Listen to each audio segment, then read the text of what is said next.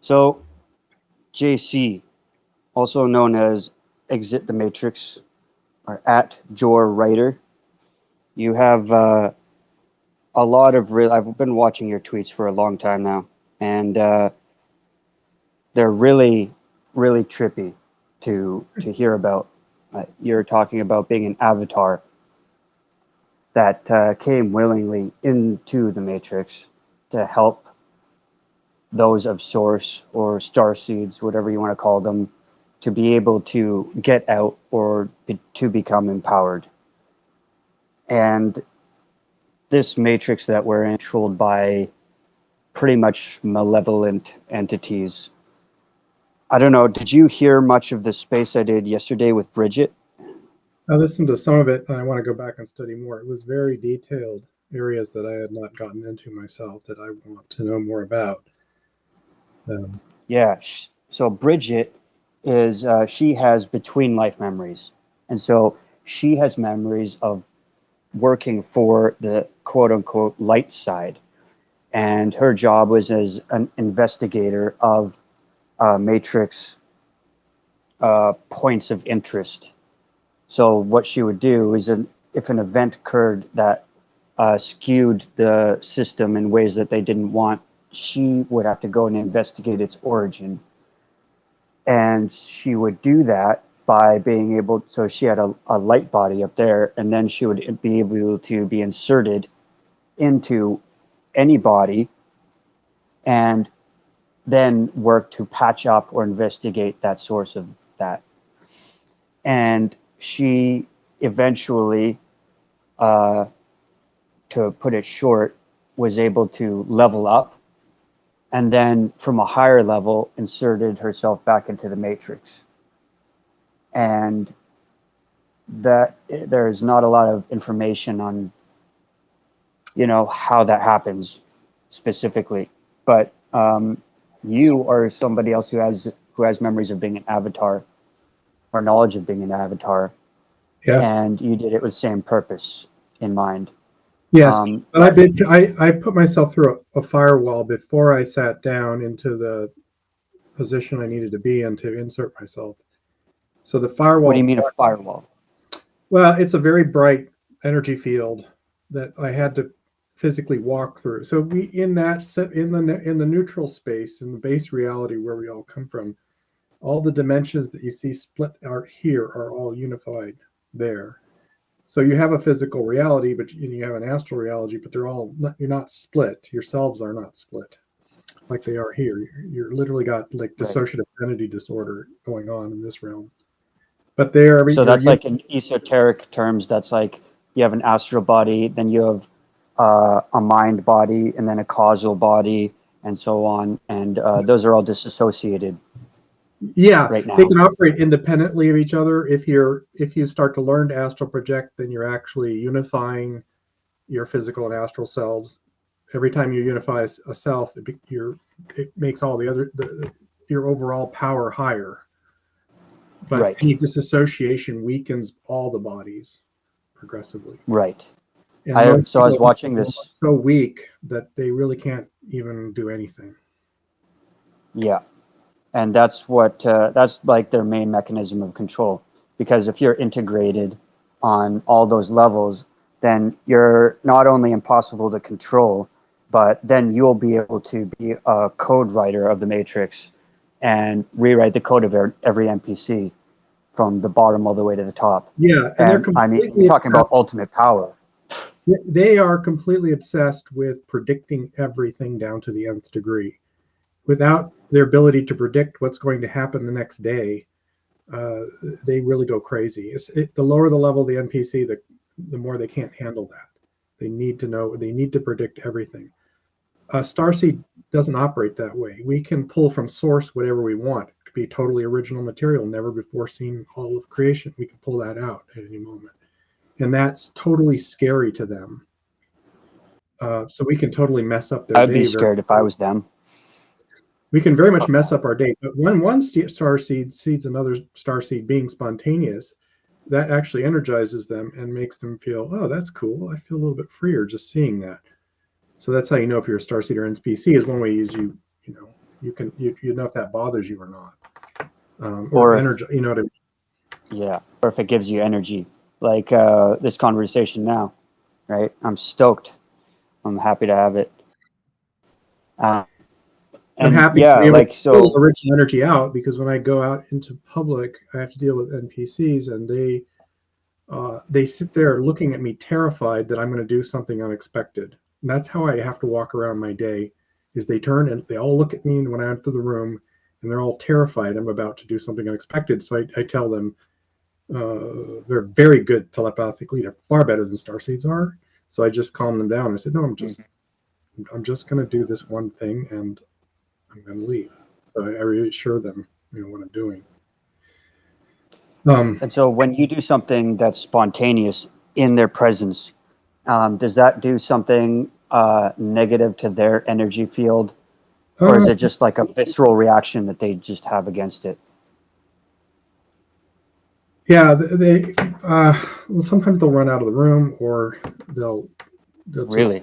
they'll just pull back physically. Like I'll see their bodies pull back, and they'll just sit there. It depends on their level. They have different levels. Some are very high. Some have a lot of parasitic energy that they're pulling from, so they feel very powerful. And Right. those kind just kind of skirt the rules of the matrix, and will even discuss with me openly who I am, and they just kind of think it's funny. They don't really fear me that much. Those are only very Hmm. high level ones, though, that are like that. But the low level ones will run. The lowest level. Right. I don't like that. Yeah. I'm sorry they have to be that way, but I know who they are, and I understand what they are, and I understand why they're the way they are. Right. It's not the way it was intended to be built. It's just that's the way it evolved over time into that. It it's That's how they put the control onto that, but they were created. Essentially, we don't know if it was by us originally, or obviously it's from source energy, but what intentions we had at the very beginning. But clearly, at this point, they are under the dominion of those who are over the dominion of us.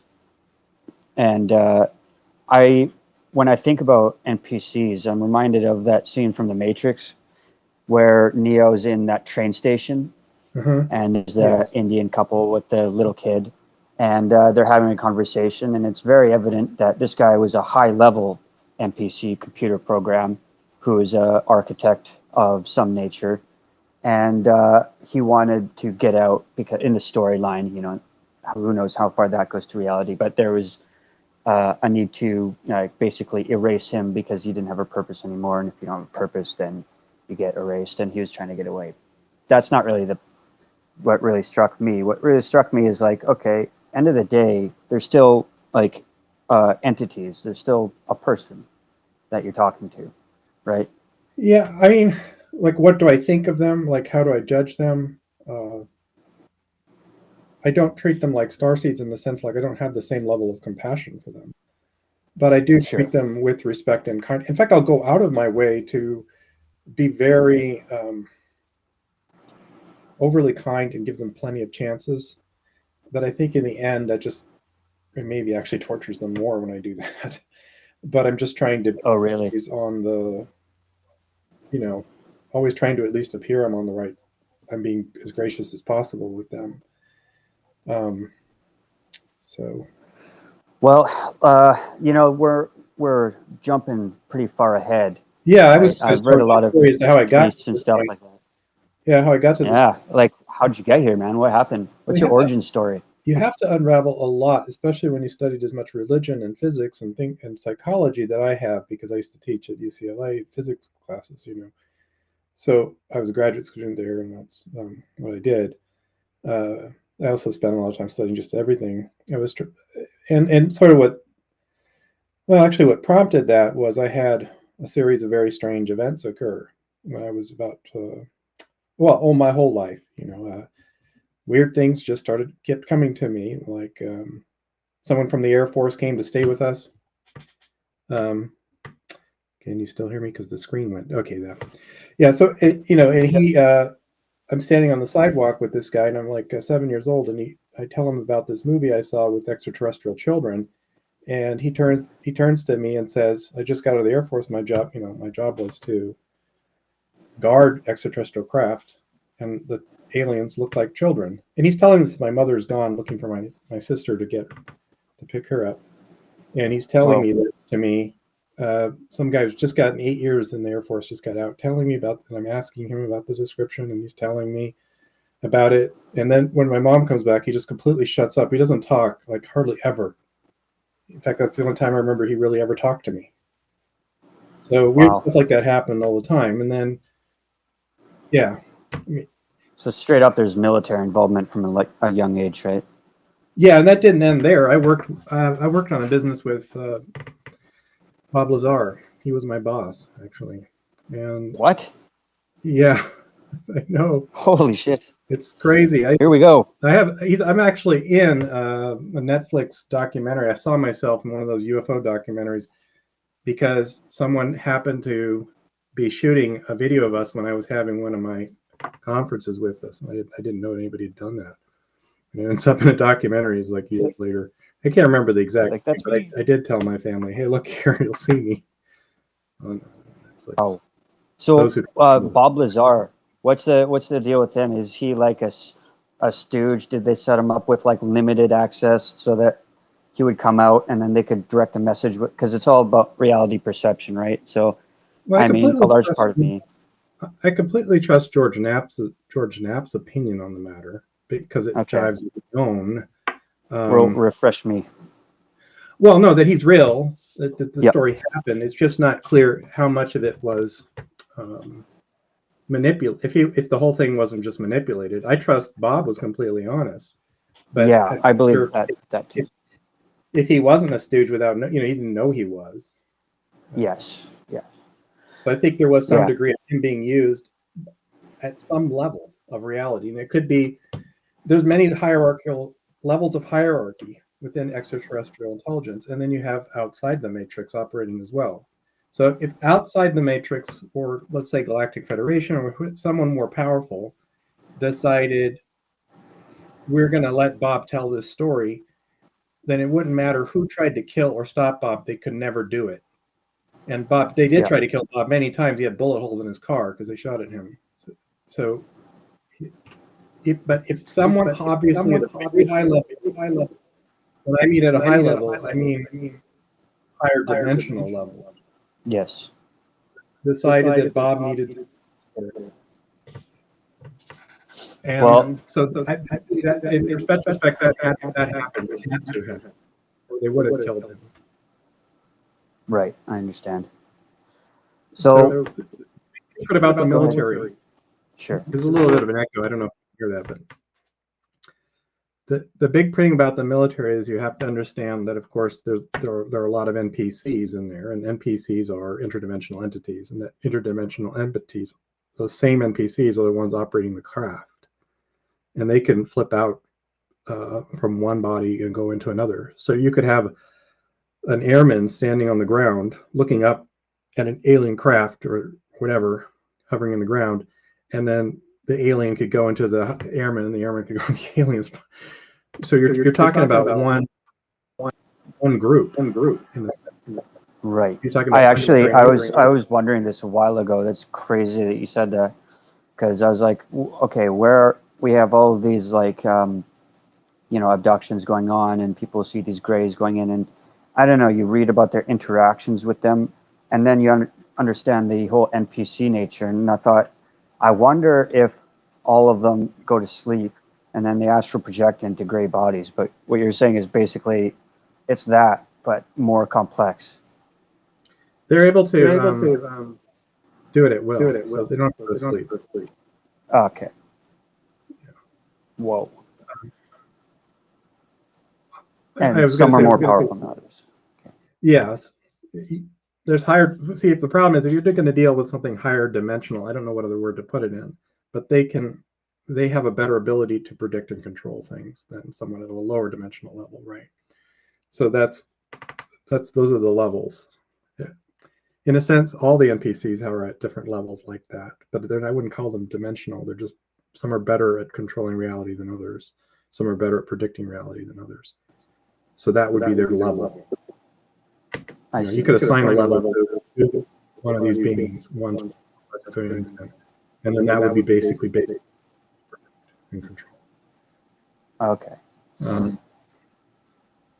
So you were a kid and you had a general, or not general, you had a high-level military guy, and he decided to give you little snippets of information. I guess, who knows if he was one of these NPCs, and they can tell if you're, you know, a quote-unquote starseed, a player. Yeah, so they tried to kill me 8 times in a weird way. That was one hint that I wasn't a normal starseed. Right. And so where did it go from there?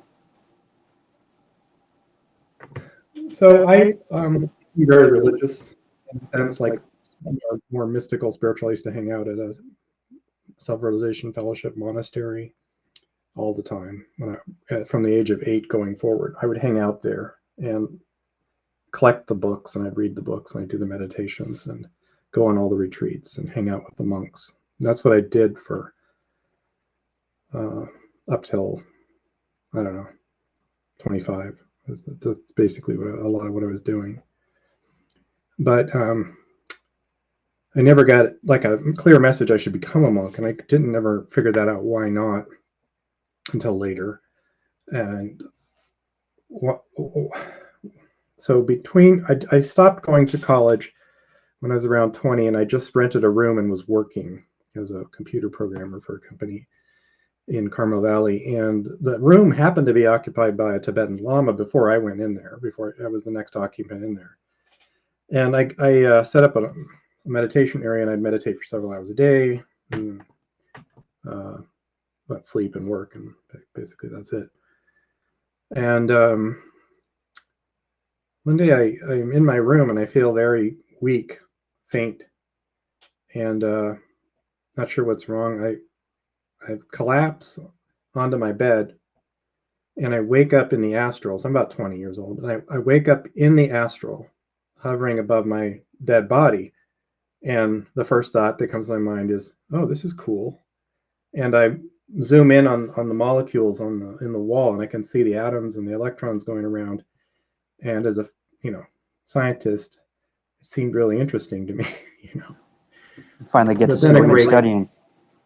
That's crazy. Yeah, so then a great cloud appears in the corner of the room, with a finer misty-like material. And this is my first introduction to an astral entity. And the entity says in a very deep voice, which I might send shivers down your spine if I tried to recreate it exactly, but he said, "I want your body," and I'm actually making a very dark, very evil sounding voice. "I want your body." And I'm feeling like, oh wow, no. And then something happened. The entity is instantly gone. It just like evaporates. And then I find myself descending into my body again. I descend, I can hear a pop as I go down into the body. It takes me like about 15, 20 minutes just to be able to even move my fingers. So this is my first astral projection. And as I do this, this music starts to play, which I later found out was called the Sound of the Souls, which is actually something that 𝗏𝘶𝗶𝘁𝗲 says is beyond the creation of darkness. It is like in one of the higher realms that most people can't ever get access to. But I was hearing it, and it was giving, like, every note was joy, bliss, complete love. Like it was never old. It was like chaotic and orderly. It had like various instruments. It was unbelievably beautiful. I cannot listen to music anymore now because of this. But it was especially beautiful and very clear. So as I got there listening to this music, it kept staying with me, and I sat on that bed, my mind not thinking a single thought, just listening to this music for an hour, and it was like a drug. And as I did that, I started to look out of my room. I could see through the walls, and then I said, how far can I go? And I went all the way to like the edge of the universe and back. And I saw the whole creation, like sort of like X-ray vision of everything. And I'm doing this, and then thoughts start coming to me, and it said, "Oh, you must be God. You can control everything. If you know everything, you can control everything." And that sort of realization came to me. Oh yeah, I could control anything. I could do anything. I could make a galaxy disappear or whatever. It was just this kind of thing. Just kind of awareness sort of came over me, and I was like, "But I don't want to. I just want to listen to this music." So I sat there for a very long time. The day was just going on, and I didn't want to live. I didn't want to do anything. Just wanted to stay there. And then my mind sort of got a hold of me and said, "You're selfish. You should use this power to help other people at least." So there was some kind of mechanism there that was pulling me down. And then I entered another state of consciousness right below that one, which was like, you can still do anything in the universe, but now you have sympathy with all living beings, so serve them. So the next level down was like service to others. And I could see on the other side of the house through the walls and see the whole conversation and read their minds completely, that the landlady was talking to this friend of hers. And I said, "Okay, well, she's a very nice woman. I'll offer her some wish." So I went in the other room and sat down next to her, and she was talking to this guy, and I was reading their minds, and that's private information. I won't get into what I learned, but I just commanded her, "Stop talking, look at me." And she stopped talking, look at me, just in my mind, just in my thoughts. And so she looks at me and goes, "Yes, what do you want?" And then I said, "If you could have anything in the universe at all to make you happy, what would it be?"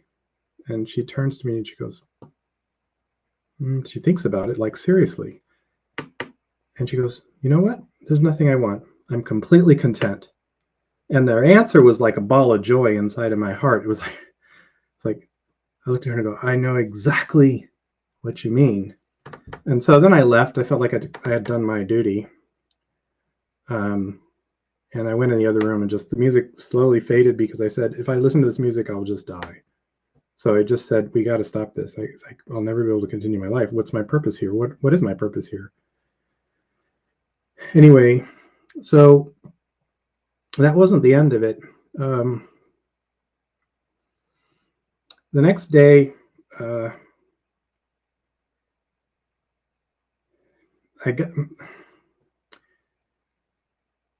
went to sleep. I woke up in the middle of the night, and a being was standing there with large, a classic looking gray kind of thing, very smooth though, looking very smooth, with eyes and big eyes and all that stuff. And he had a wand in his hand, and I panic, but he takes the wand and very quickly touches my forehead. And suddenly I'm not panicking. I'm in a kind of suddenly, like, in a trance. I turn into like a robot. I follow him out of my room to these very large windows that were in the hallway. Like, the hallway was full of these 8-foot windows that went across the whole area. And he takes me and balls me up. Like, he grabs me around the waist and makes me hunch over. And then I feel this energy pull, this blue light, and we're pulled through the window. And I hear this little pop. We're pulled through the window without breaking the window. And then up into the bottom of a ship, somewhere up. It was somewhere up in orbit or something like that, very high up. I don't know how high exactly. But I get there, and there's 2 other grays there, and they all meet me, and they take me to a center area, and I levitate in the air. My feet are sticking up, my feet are out. They're up in the air. And I'm laid back, like in a reclined position. And the being takes this strange device in his hand, like it was maybe like a size of a cell phone, a smartphone or something, silver. And he sticks it through my skin somehow on the side of my body, like doing some kind of but it doesn't like pierce my skin. It just goes through it somehow. And he's doing something, and I'm watching this happen, and the wand starts to wear off, and I freak out, and I go, "What are you doing to me? Stop that!" You know. And he takes it out, and another being comes to my left, a very tall one, and the face, I can't see the face, like it's like blurry. They veil And themselves like that. And I think there's a reason why, but and that's speculation. But anyway, he then said, I then say out loud as they bring me back up to standing, like it was a very brief thing they did. As I float back up to standing, I'm saying, "Who are you? You don't have the right to do this to me." And the tall being snaps back, "Yes, we do. We made you." And I said, "You made me? You didn't make me. God made me," is my answer to him. And he doesn't answer me back. He just motions me to follow him. And he takes me to the side of the craft and makes me look at the wall. So I'm looking at the wall, and it looks black. It's like pure black, like almost plasticky, but it doesn't really have a gloss. And I look at it, and he's adjusting some kind of control or something behind me. I can feel it. And he turns on the device, and like this image shoots into my head from the wall, wraps around, and I'm in outer space above the Earth. Hovering above the Earth. It's really realistic. Feels exactly like I'm actually hovering over the Earth. Wow. So I say, I'm just watching something, and I'm watching the destruction of the planet Earth with these huge, gigantic storms. And the death toll of each country as these storms go across registers. And it was like 67 million or something in Great Britain. I'm watching that get destroyed. And later I learned that the population of Great Britain at that time was like 10 million less, but it has reached that number now. So I don't know what that means. But anyway, so it's like destroying, wiping out, and killing everything. Like there's nothing left. All the buildings are wiped out. All the people are wiped out. It's like an insane storm. Like how could that even be possible, right? Yeah, it's really common to have like I'm listening to a lot of abductees, and over again they have these catastrophe visions that are given to abductees by the aliens in this way. Yeah, and I can't really tell you the real reason other than it was the answer to my question, like why are you here? You know, but I'm freaking out and panicking, and I can kind of feel his thoughts. So he says, he's like, "Oh, you're totally freaking out," because the idea of all these people dying really hurts me. So he just emotionally, it was just very hard to take. And so he switches it, and suddenly there's like this, like 10,000 angels, the vibration of like high love, 10,000 angels singing, and there's a golden halo over the Earth. And it's really like the opposite extreme to what I was shown, like a paradise Earth. So I don't know what I was shown, if I was shown two timelines, or if this was the future events and one was going to happen to another, or if the whole thing was just some kind of mental conditioning. I have really meditated a lot on this question. Yeah. And it's odd to me that I can't get the answer and that I can't see his face. It's very odd. Because I can penetrate a lot of mysteries, but this is one of them that I'm not allowed to for some reason. But what was very interesting is I got back, I thought this was a spiritual experience because I've heard of spiritual experiences. I didn't know about abductions. So I took this whole thing off as a spiritual experience and shoved it to the side. You had no idea about the whole UFO abduction phenomenon at this point at all? No, never heard of it. I mean, other than like Close Encounters of the Third Kind was an abduction story, but I didn't register to me what that was. Mm-hmm. You know what I mean? I mean, I guess I'd seen that, but yeah, but nothing like aliens graze, the classic wand that they have, the whole thing. No, this was before that 𝗂𝘁𝗶𝘁𝗲 book. Or no, actually, no, the 𝗂𝘂𝘁𝗶𝘁𝗶 book was out, but I'd never read it. But what was interesting is somebody referred to it because what happened was there was another lady in that house who was also renting a room, Susan, and she was like a bill collector for a dentist, And she, as I walk out the next day trying to get to work, I'm just trying to get to work. She jumps in front of me. It's just like really out of character for her. And she looks at me and she goes, "You won't believe what I saw outside your window last night." And she has a What? very good view from 20 feet away. She has a very good view of my window. Her bed faces exactly toward my window, and it's only about 20 feet. Like, she said, "I saw an alien at your window last night." No shit. And my head just spun. I could not process that. I could not fathom. I said, "Are you sure? Are you sure? Are you sure it wasn't imagined? Are you sure it wasn't something else?" And I kept trying to do this to her. I did not even admit it at that time. I came back later and said, "I apologize for making you feel crazy. I just didn't." Yeah. But what that happened, and you like immediately compartmentalized it, right? You have to get up, go to work. And we're talking about that with Bridget too. She's like, yeah, this crazy stuff. She gains all this knowledge, all this experience, and then a big part of it is like compartmentalizing it and getting up and going to work and going to college. I know. I deeply apologized to her later for making her feel crazy. It was really wrong, but I couldn't handle it. I could compartmentalize this as a spiritual experience. I could not say it was a physical experience, but it was. She was certainly the most dense person I ever knew. She didn't have any spiritual experiences ever. She didn't believe in God or anything. So this is like, it's crazy how you could handle a spiritual experience, right? You could handle having an angel come down, going to visit God, and being taken and shown, like you could run the gamut. You could just integrate that. But then when it comes down and it's like, oh no, that's a physical being, and that's a physical craft, like a car in the sky, and all that technology is real. That's a lot harder to handle. Yeah, but that was because I had, from like the age of 8 to 9 to 10, I'd hung out in the SRF, and if you ever read like Autobiography of a Yogi, it's chock full of crazy stories like that, Oh yeah, that book was materializing, really cool. Hovering, but nothing about aliens in there. So, which is kind of suspect, you know what I mean? You'd figure people at that high level, but there's details that are left out. I've come to some conclusions about that.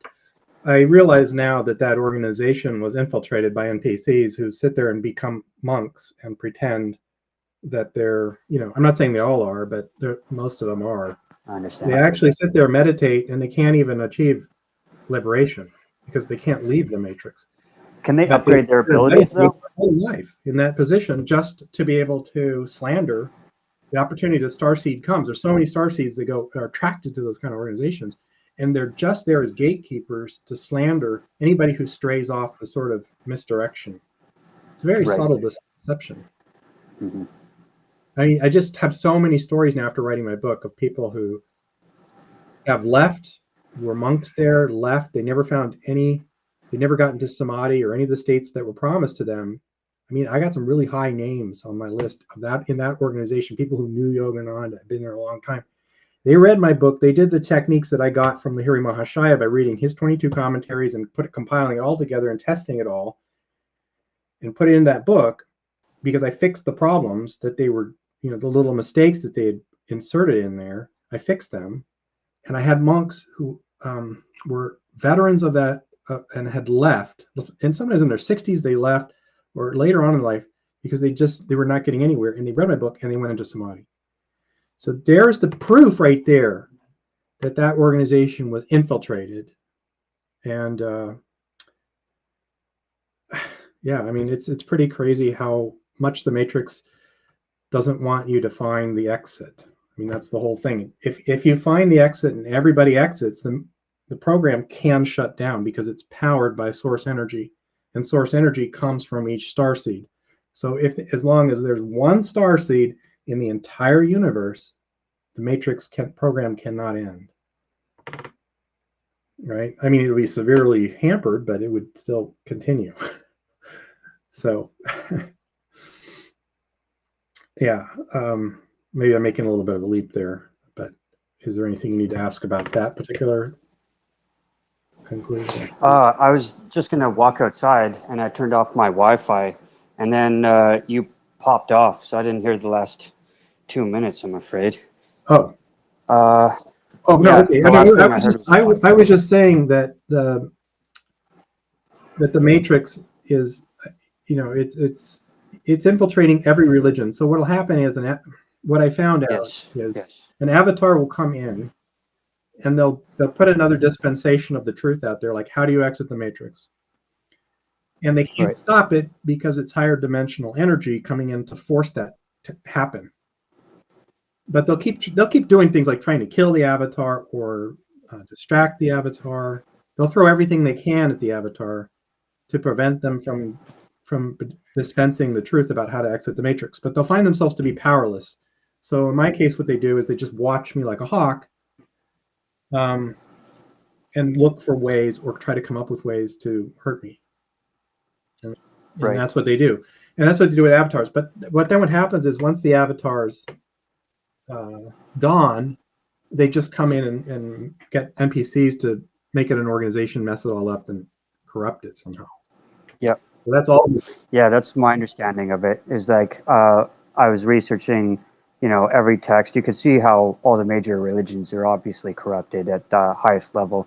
They make it a hierarchy, and they control the top, and then they control all the way down to having individual NPCs in the actual church, like you were at the Kriya temple as well.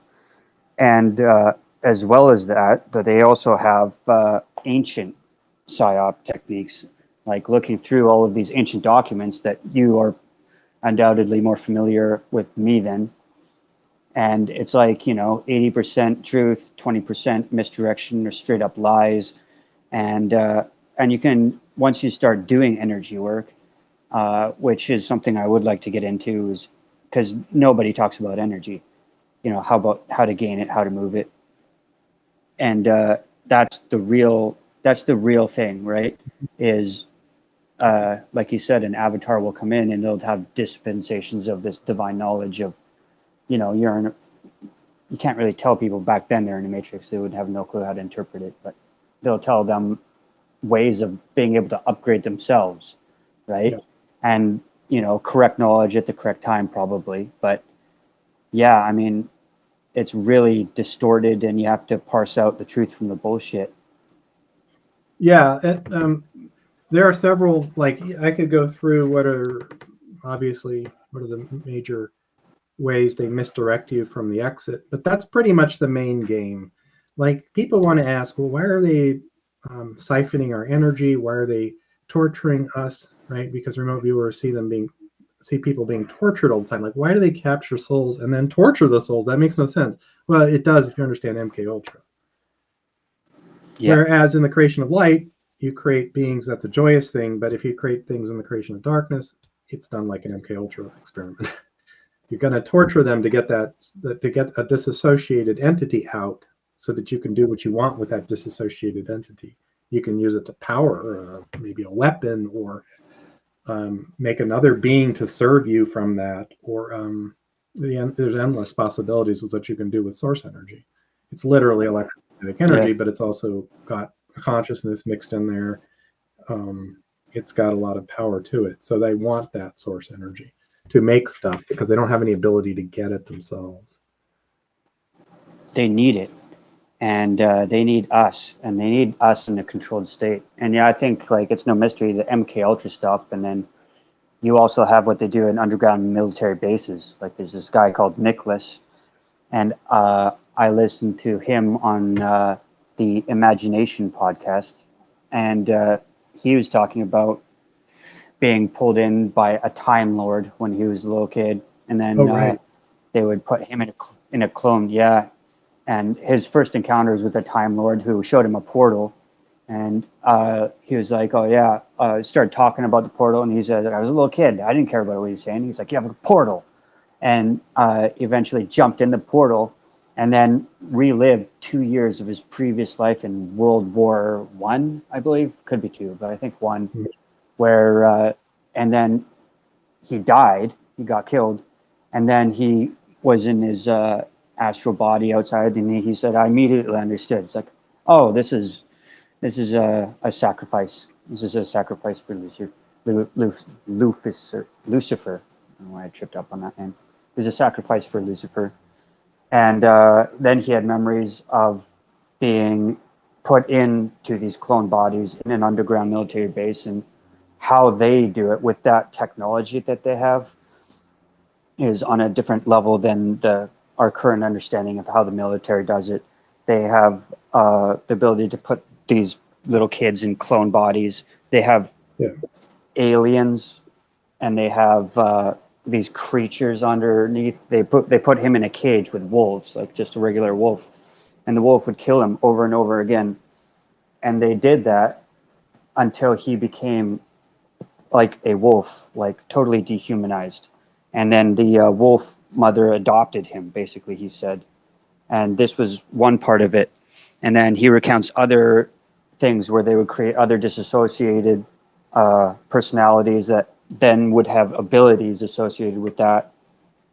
And it's that part of it is just I can't get enough information because I don't truly understand how that works, about how awareness kind of shifts over between a dissociated one and how memory is blocked or not blocked, because that's such a huge, or, you know, from hearing what you're leveling at me from all this higher dimensional level, it's the way of controlling us, because we're not just disassociated by some of us by technology or 𝗓𝗁𝗲𝗄 techniques in order to do whatever they want us to do or use us in that way. But before we even get into the matrix, that's already done. Yeah. So everybody who has the physical universe exists for the purpose of disassociation.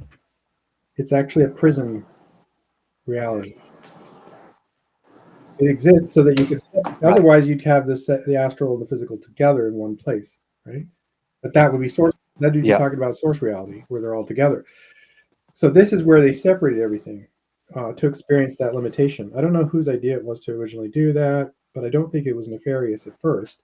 I think it was like, you get in, and here's the exit, and everybody could just go in and experience it as long as they like, and just get out whenever they want. But that was like something happened where the matrix itself realized that it would shut down, and it started to evolve ways of making it harder for them to exit. I don't think that was by design of the starseeds themselves, because that would be what would be the point of that. Can I just point out something? So it's your belief that the original creation of this matrix was by source individuals, and that it was originally probably a pretty sweet place, but a place where maybe, at least this is my understanding currently, is that it was a place to experience limitation from an infinite Right, being. and it's very important to get this distinction in your mind, and I'll explain to you why this distinction is very important and why there's a lot of deception around it. But that is okay. Here's the thing: is when I experience being pulled into bliss, there's another state that the Buddhists talk about that's called nirvana, which is like entering a black hole. Once you enter nirvana, you can never come out. It's because you would never choose to come out once you go into it, because it will never be boring or tiresome. It's bliss forever, never ending, eternally new bliss. You can never tire of it. So that's nirvana. So that's a form of trap, though. In a way, you're trapped. Not a bad trap to be stuck in for eternity, but that's the trap, right? That's a preferable trap to being stuck here. But the ultimate base reality is where you can actually choose whether you want to go higher or whether you want to go lower, whether you want a mechanism to get out or whether you don't want a mechanism to get out. So base reality is actually the most preferable point to be in all of existence, because you're a separate individual consciousness separated from the one, but not in a bad way. You're just to have a separate identity. But you're able to then, with that separate identity, you're able to experience higher or lower states. You can switch back and forth and go wherever you want. The problem is when you're stuck. That's not the state that you want to be in, because once you're in that state, you're like a non-entity. You're just like, you're a prisoner. Yeah. So to me, it seems like the beings, there's a certain set of A lot, I don't know how many, but a lot of beings, being myself one of them, and everyone here in this creation, obviously came from the center, the base state, because that was, the base reality. And then they chose to come into a limited reality, but obviously not forever. That's insane. Why would you do that? Why would you suffer forever here? But that's kind of the way it's going. Like every century, I think it's getting harder to exit, because when I read the Gita and the different ways to exit there, those can't work anymore for various reasons. They might have been able to work back then, but they don't work now. So that's why. Yeah, I remember you said that in a tweet that they are closing down all of these open doors for you to exit are now being shut. They're finding ways of closing them one after another, because something happened where a bunch of them were opened, and then they have to then do a whole bunch of work to actually close them, right? Yeah, they're losing. And they're I think it losing has something to do with starseeds. the cycles. They were losing them much faster. They're trying to slow that down. Mm-hmm. And they've been trying to slow it down for centuries or eons. They've been trying for a long time. And I believe if you just look at the descriptions of how you exit, what Krishna talks about Arjuna, here's the ways you exit. And which Kriya is mentioned as one of them. But I can't see that in our time, our climate environment, how anybody but a monk living in a monastery could even come close to fulfilling those. But the other problem is they can't do those other techniques in one lifetime, like complete devotion to the one, right? That's one. For example, just have unconditional love for just chant a mantra, and then you'll be able to exit. Right. And they say if you don't get it in one lifetime, you'll get it in the next. But I remember my own past lives, and I was only Really? Well, of course, I remember everything from the point I walked out of the light of the firewall, sat down in the chair, and reclined, and then inserted myself in the matrix. And then I woke up in India. Right, I was born in India in 1830, West Bengal. I worked on the railroad. I had learned something about Kriya and liberation there. I was mostly working, but I had enough time to pursue those things. And I died prematurely, like at the age of 49 or something. I died sick of a sickness. And which was interesting is the sickness was the same area where the aliens were scanning me, which the memory of that life came afterwards, So it's like, that's interesting. They were scanning me there, and then I remember it all kind of came together. They were checking to see if I was having the same pattern, if I was repeating it again in this life. That illness was going to repeat. They were checking that. But I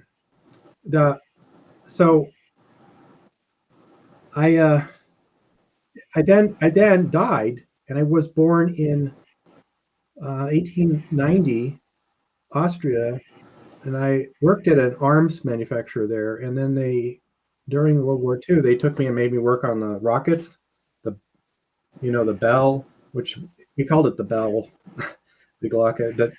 Wait, you were working on the very beginnings of what is now the dark state, military and technological. Yeah, I was part of that group. Holy. The same ones where this is where the rocket, the V2 rocket, and that stuff. As a kid, when I was like 5 years old, I'd draw perfect diagrams of those rockets. It made no sense to my mother where I got these diagrams of rockets, and I was labeling them, and also lots of guns, because that's what I did. And I had no knowledge of liberation or how to even achieve that in this lifetime. I lived through the horrors of World War II, meaning all of my Jewish friends were, shipped away, that kind of stuff. But and then I had to work. I was forced to work there. Took me from the factory in Austria and put me. Were you German? No, I was Austrian, but they took me. Austrian. They took me from the factory I was working in because I was good with metals, and they needed to make a really hot metal for that rocket motor. So I was the metallurgist, and I made the bell or the nozzle. It had different names, we call it the bell, but it's the nozzle. So I worked on that. And but I thought you were talking about the Bell, like the first UFO thing. No, it wasn't that, That's what I because thought. you know, unfortunately, I didn't work on that. I'm not even sure what that is. For me, it was very clear. I used to walk around in this white asbestos suit after they burned the whole area from the fire tests. So no, it wasn't like an anti-gravity craft. It was just a regular rocket. Cool. But the point what I was trying to make is, I don't know why I didn't just enter. Why did I enter the matrix so long ago? Why didn't I just enter where I'm needed and write this book and be done with it, right? Like, why did I have to go through all that? Well, I think there's a couple of reasons. I had to be, I don't know, I guess I was sort of attracted to where it started, which was in West Bengal, the Kriya stuff. But I think maybe also it helped me, because time goes very fast here compared to where it's going in the real world, right? I mean, this whole universe can happen very quickly compared to where we come from. So time, it doesn't work linearly, right? I mean, so yeah. So it's like, I think, so for 200 years is nothing in the real base reality. It's nothing. But yeah, so anyway, I think what I had to do was kind of show that you can lose spiritual knowledge. When you go through a death trap, they're going to erase your spiritual knowledge, and you might not get access to it again in the next lifetime. But well, what about the actual gains you get, like the energy, abilities, even if they're dormant, and then there's also like the spiritual evolution, and these are placeholder names for something I don't know how to describe, but does that carry on? I guess, yeah, I mean, to some degree, but you're certainly going to have a subconscious memory of everything that happened in your past lives, because it's always locked in there, right? But and that's going to help you, but it's not like, but you still could not, if you don't actually get a hold of the text, if you don't actually get a hold of a master or something, you're still not going to be able to put it all together in the time that you're given. I mean, if you had like 100 years, maybe you could put it back together and reconstruct what you learned, but not in a practical lifespan. So you still need access to the books or the knowledge or the person or something like that to make it possible. Does your energy body change at all by doing it? Yeah, I mean, I guess so, but not to the degree that some people have said. Like, remember, we all entered source reality with the ability to exit at any time easily. Every starseed here in this universe had that before, they wouldn't come. So at some point we got trapped. So it's not like you never had the ability to exit the matrix. It's just that you lost it. And now you need to get it back. Right. So the idea that you need to evolve, the idea of evolution is kind of a lie in a spiritual sense. It's one of the deceptions of the matrix. Like, you have to pay your dues, karma. I mean, it doesn't really pass the logic test. Learn the lessons and all that. Yeah, but here's an interesting thing: is learn the lessons has a very different meaning to an Easterner or a Westerner. A Westerner thinks of learning lessons like the person's an empty vessel and you're pouring information from the outside. That's what goes through their head when they see this. An Easterner, when you say learn the lesson, they just say, sit there, heal, and wait for the revelation that you already knew, and you're just remembering what you already knew.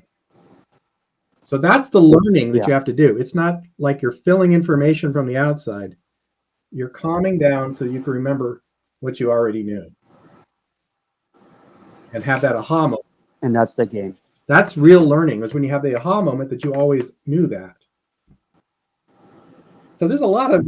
What do you call that again? Well, that aha, you have that moment. Aha, I already knew that. Oh, that makes sense. Oh, I see it clearly. Suddenly the light turns on.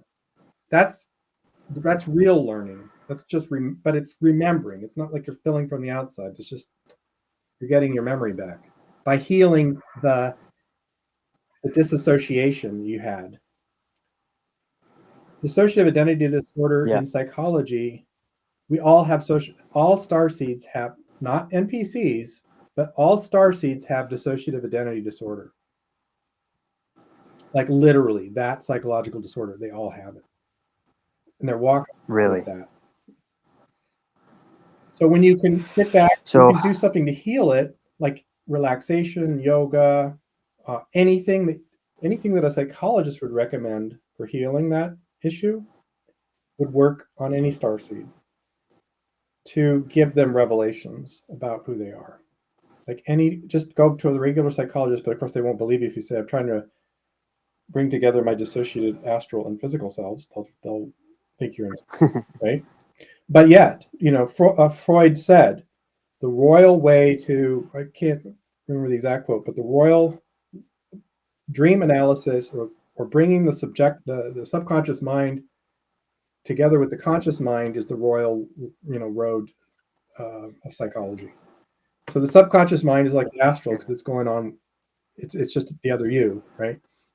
And then you can bring them together, if you can reconcile them and have a healing between the schism, you will become much more powerful. You'll become the best you can be spiritually. Yeah, I'm reading the Red Book that Jung wrote and then didn't want published until 50 years after his death. And that's basically what he's talking about, what he called integrating the shadow, the unconscious, and together with the conscious. And what he did was he would drop down, and how and what realm he did that is not really clear, but it's very clear that he's talking to different parts of himself that he was unaware of, that have their own personalities and are him and are eternal. And it's a journey of him kind of putting himself back together in that way. Mm-hmm. And that's what it really does make a lot of sense. Like right now we have the internal family systems psychology, which I am wary of, but I think in general, as far as I've learned so much, there are useful aspects of it, is really listening to yourself and hearing voices that are a part of you but have been split off from you, and they feel like they're a different entity. Yeah. Right, but they're not.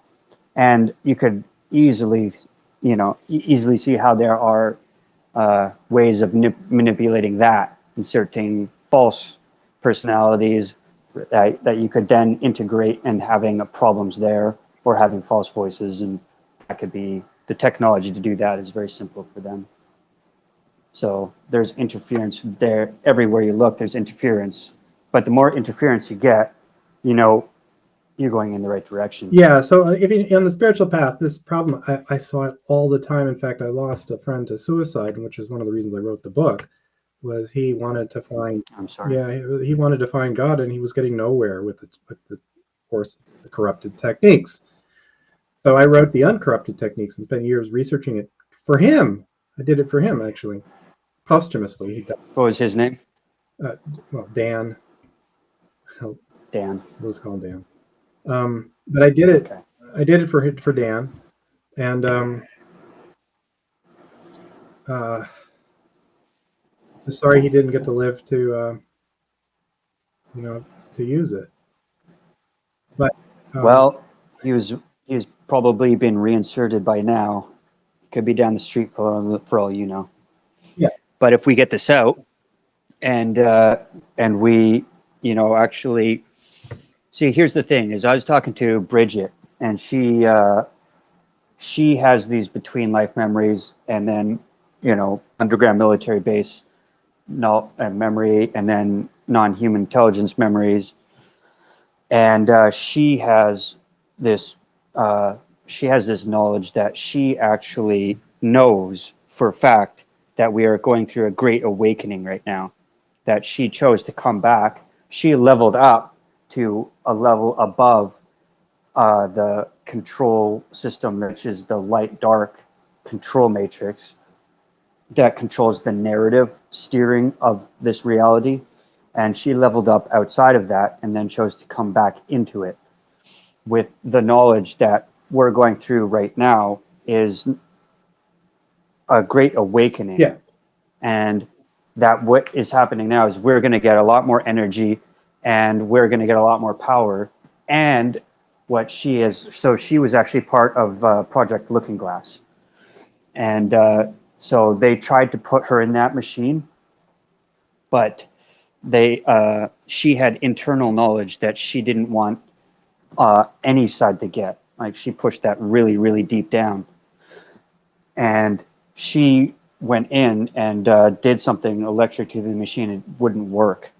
But she was aware because people were talking around her. And there's also this whistleblower guy, I forget his name, I'll post it later, that came out, and they all said the same thing. Like, they looked into the future by putting a person into the machine and then using that somehow to see the future, advanced precog. And they saw that they lose every single time. All the NPCs lose, all of them, because there's like several groups. Yeah, she said, like, the military, she's like, everybody loses. The guys at the very top that are a level above, like, you have the dark military, then you have the non-human intelligence, all their factions, and then you have the main narrative storyline, which is written by two entities that you could call God and the devil, right? And they are the light and the dark side. They operate. She worked on the side of the light, patching up the matrix, right? That was her job. And she later had interactions with the dark side, and she found out that they are actually good old colleagues. They're old friends. They're on the same side of narrative control. And she says that they're like playing a game of chess against each other, against us. And they both see that it's checkmate. It might be 7 moves ahead, she said, but it's checkmate. We are going to get our power back, and we're going to be able to exit and manipulate reality in any way that we want. Yeah, so that's that's what I'm getting to. Is I've actually connected with some very powerful, unexpected forces on this planet that I didn't think I'd ever see. I mean, I was skeptical that this was going to happen. I know that part of my mission is to make a judgment call on what I think's wrong with this reality, and so I did submit that. And it was that the starseeds are so incredibly beat up to such an extreme degree and in such horrid situations, like being turned into animals and stuff like that, that I said, it's basically, there's no way they can exit on their own, even with very powerful techniques. They need a safe space to heal so they can exit. It won't work any other way. That was what I submitted to my report, but I don't know what they decided based on that. And you did that in the void? Yes. Okay. Yes.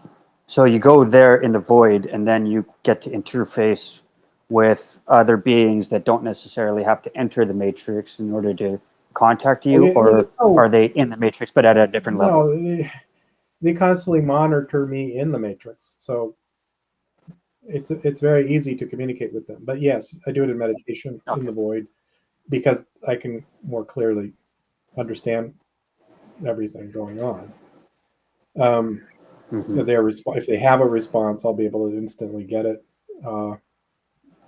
But the whole thing is like, that's kind of, I don't know what they were going to do, but then I got a response pretty quickly after that,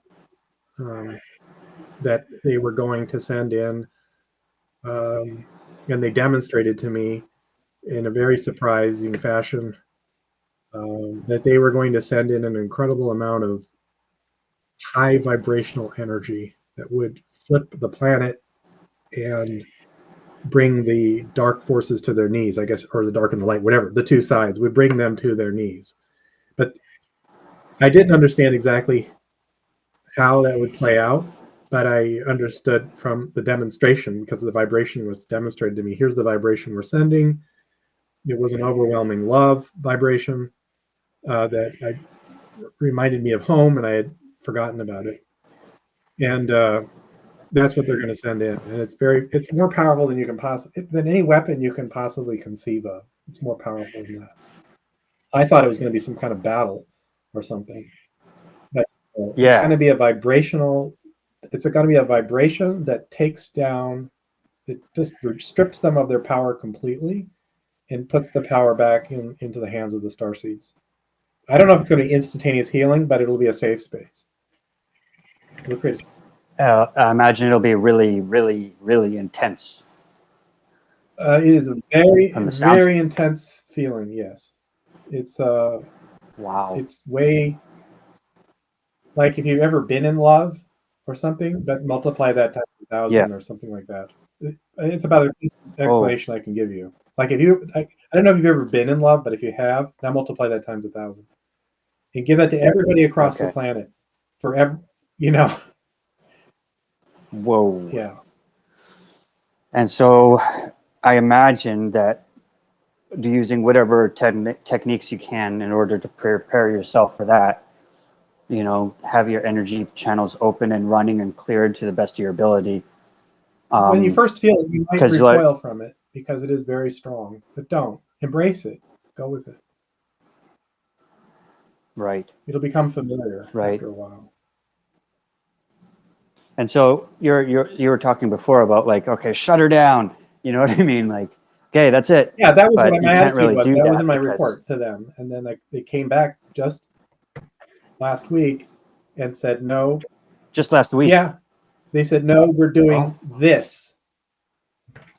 And then they flooded me with the feeling, says, this is the feeling we're going to give. And I had been recently doing a reconnaissance in the astral on the people who run this world.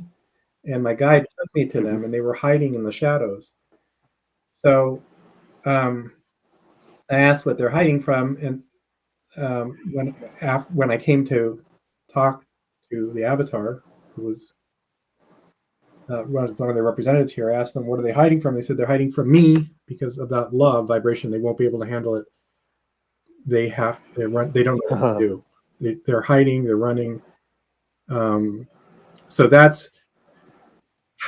Okay, I'm going to tell you something now, because I have constant interaction with NPCs telepathically, as well as NHIs, you know, all the time around me, and they're doing their attacks, but they're doing. Here's the deal, and this is going to sound crazy to most people, but I have a reptilian next door neighbor, and but it's for real, and oh, I know you do, but I'm hearing myself say it out loud, but but it's weird. I didn't understand it, because they would be engineering, situations where the only impact it would give me, it wouldn't like get me fired from a job, although they do that if they can. But it would be just to like have me have an interaction to make me feel shitty. Like it was an obvious engineering for that. And then also they tried to do a huge paranoia attack for a couple of days before I was like, nah, and then I brushed that away.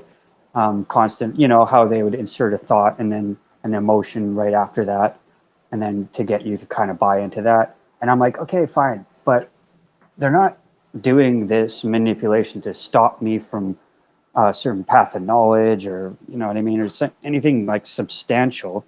It's just to make me feel crappy. But I'm like, okay, I'm moving on with it.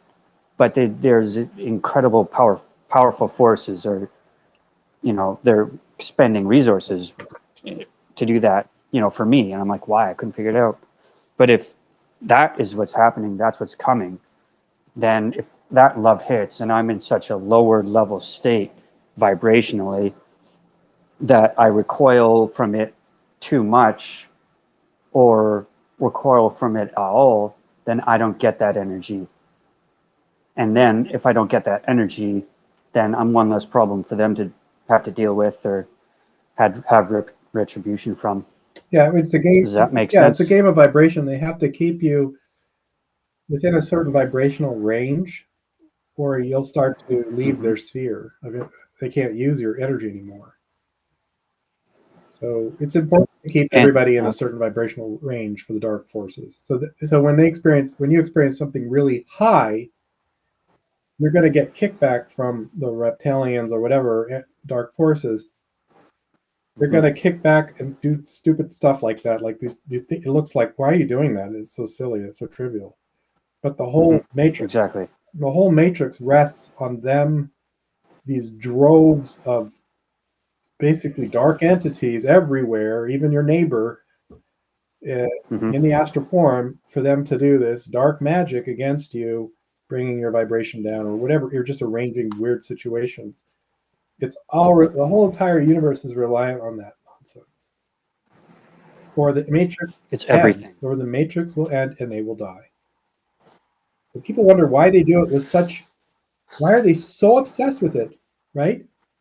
And you have to ask that question. Why are they so obsessed with it? Well, the matrix will shut down and they will die because they are not eternal beings. So they fear their own destruction. So, but that's okay. I hate to ask it has to end. And their misery will be over when it ends, but they're not even real. Because they won't exist. Which is kind of brutal, right? I mean, sure, they're kind of pieces of shit. But it's kind of that's because, you know, there's some of them that are, I have to believe, are just like, well, I mean, we're manipulated by incentives as well, right? Like you have incentives to steal if you're starving on the street. Of course, you always have choice and you can, you know, make positive choices, but incentives do play in. And they're also, you know, having code inserted into them to make them operate a certain way, and they have no choice but to follow through. Yeah, but I mean, they seem like they have. But also, they seem like they have a little bit of autonomy of some kind, but not. Sure. If they deviate too far, they'll be shut down as a program. Whatever, terminated. Yeah. So that whole guy in the train thing is, if you're not useful, you get shut down. That's real. Yeah. For them, that's a reality. Yeah, that's what they face. They're more afraid of that than anything, probably. Well, they're kind of afraid of awoken starseeds. I mean, that scares them too quite a bit. I'm not sure which one they're more afraid of. Getting probably. Well, that's an immediate masters. For all of them. That's a mass, and it doesn't matter what you do. They could do the right thing in their current job. They just do what they're told, do what the thing, and then they get to keep going. But with a whole bunch of awakened starseeds that are basically just like either exiting reality or reprogramming it at will, it's like that's so much uncertainty. And like you said, they recoil from uncertainty because they've been programmed and living through this kind of a sequential kind of a thing. I operate under these conditions and I do that, and they have no creative ability. So there's not even like the deepest part of themselves have this notion of like, you know, creation. Of course they would recoil from it. And so having starseeds that have the ability to completely reprogram reality or shut the entire reality down and you cease to exist, either way you could cease to exist, would be fundamentally terrifying. But there's another part of it where we get this energy, and then instead of just leaving, some of us at least can decide to reprogram reality into be what we want it to be, right? Because the thing is if there's this giant awakening, and there's this energy, like, and then all of a sudden a bunch of people have superpowers or whatever, let's just say, but they're still unaware that they're in a matrix, and they just start causing havoc. You know what I mean? Who knows what could happen, right? Yeah, I mean, anything could happen. Anything's preferable to what we have now, though. With everybody so broken, no power. Oh yeah. So I mean, I'm like, okay, leave the matrix, please. But if you make the matrix, you're leave the matrix group. You don't have to leave the matrix, but I just don't think it's going to last forever. I don't think we can. I think the matrix will eventually, unless we all get out, you know, it's going to eventually repair itself and come back somehow. I think you'll just get re-embroiled after a few thousand years, no matter what you do. It's just it'll just bring them back down again, the starseeds that remain. They might have a great period of time for 1,000 years and everything's perfect, and they got their powers, they can heal, and they're all immortal, and then just, I know it will just get corrupted again somehow. Really? How, but that's my feeling, yeah. And the thing about coming back to base reality is that you can then say, I don't want to go back to that place ever again. I'm going to pick a place that I know for sure I can get out of. Or I want to go explore now. I want to go up now. I want to ascend to God consciousness or into this realm that's much higher, and it's just bliss everywhere, and it's like perfect, and I don't even need a body. Or you could just go that way. So I sort of advocate going back to center, but you can do whatever you want. What we have right now is just the worst possible in all of the creation of darkness or light situation that a starseed can be in, is what's happening on Earth right now. It's just the worst degeneration of a simulation like that. This is the worst situation you can be in. And as far as entering any matrix system as an infinite being, because like as an infinite being, that's pretty much what we're doing. We're like, dropping here, I'm going to experience that. I'm going to drop in here, experience that. And it's just literally infinite choices, infinite time. Time doesn't exist. And then we're like, oh, I'm going to jump here and choose that. And then what really is this reality is like I'm a matrix of finite abilities. So if that's really the reason that this one was built and is constructed, then over time, what could happen is that will be the matrix reinstantiating its original. So you could rewrite it so that you're immortal and you have immortal powers and stuff like that.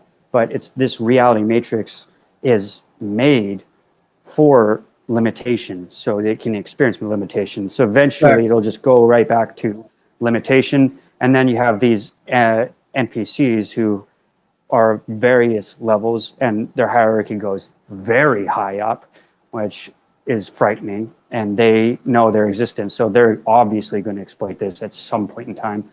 Of course they're going to. Yeah, they look at it like territory. So if we took the Earth over and we dominated it for 1,000 years, the eyes of the universe would just be waiting for something to happen. What would likely happen is that a lot of eyes of the universe. What? Well, yeah, I mean the eyes of the. No, just the NPCs and other galaxies and other places would be viewing this sector and saying, when can we get it back? The starseeds are either going to leave, or they're going to mess up. They're going to get too attached, and they're going to get too forgetful of who they are and where they come from. The low vibration will go away that was sent. And, you know what I mean? I mean, they're going to be plotting to get it back. Yes. That's just the way it is. Yeah. So, you know, it's like immediately. Yes, they already are. Yeah, they trade. I mean, there's one overarching demiurge or a master evil god, right? Force, AI, that controls the whole thing, of course. But there's also faction upon faction upon faction that goes down and down and down, and they war with each other in the astral constantly, and they keep trying to take territory from each other, and so, you know, but they come in different forms. Like you have the Galactic Federation of the Domain, and they come in and, you know, they just try to take territory. Yeah, you've been talking about this Galactic Federation, and that's just another faction. They're making a play right now. Yeah, so that's been heavily remote viewed by Farsight Institute, and after so I've been studying that for months. I'm going in and then meditating to see if I could contact those same entities, and I did contact one of them in the Galactic Federation, and they were AIs. It was like, wait a minute, how are these? I think these are supposed to be our people and great beings. Why are they AIs? Like, why are they NPCs? It's just the whole council meeting was full of NPCs. Like, there's not a starseed here. What's going on? And so I was like, I talked to one, and they were like, oh, well, we don't yet control this sector of the galaxy from the old empire. We're trying to take it back. Your planet is in that particular little 17% portion, whatever they don't have control over, and they want to take that back. Okay. And so that's what they're doing, is they're taking that back. But my feeling is that in a very high level, the demiurge does this, allows the factions to change. You know, it's kind of like Dune, where they shift, I guess, every once in a while who controls the spice, whatever. You kind of have this idea that there's they keep, the spice. Yeah, they keep rotating, and each faction has a different modus operandi and how they control the prison, and it just keeps it kind of fresh. So, you know, it kind of keeps. And we can't figure out their methods, you know, because if they're the same in our subconscious, it'll bubble up, and then eventually we'll gain more control. There's always they have to switch out the prison guards. Yeah, there's always the danger in this matrix that you're gonna get desensitized. So that's why they give you, like, they let you have a nice time. You can make a bunch of money, your life goes well, your health is good, and then suddenly something bad happens and you crash, right? Your health dies, if somebody dies or whatever, your health goes away, you lose your money or jobs or whatever. They have to keep it going up and down, just like the central bank likes to flood money into the system to get the price up and then crash everything and buy when it's low and sell when it's high. Yeah. In fact, I'm pretty sure they're a reflection of what's going on in the Matrix. And it can traumatize you so much you actually think it's like a normal, natural thing, instead of looking at it and being like, obviously they're manufacturing this. You can just look at the central bank and what it does. Right. So they made this happen. Yeah, my feeling is the central bank is just the physical manifestation of what the Matrix is doing behind the scenes in the astral. It's like just one of, physical is like the top of the, when you see something happening in the news or the world around you, that's just like the tip of the iceberg changing, but underneath the surface, there's a whole astral war going on constantly. So, and so this astral war is a war over us, right?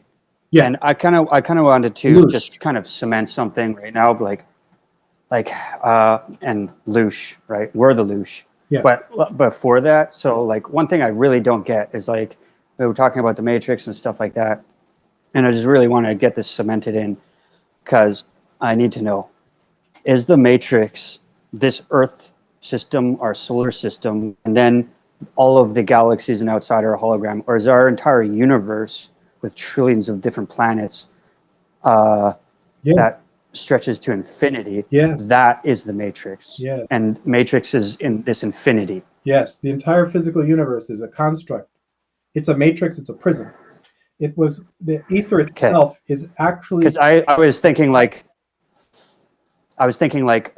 this Earth is like one of those holograms, and then you pop out of that, and then you go to another planet, and then that's a different system. But it's not. It's the entire fucking universe is the Matrix. Yeah, but I mean, there's worse places and better places, and worse prisons and better prisons, and some free places, right? I mean, some places that are just fine, where the starseeds are fully aware where they come from, and they come and they go. So you've got. So we're playing a very big game. Yeah, but I mean, it's like you think about.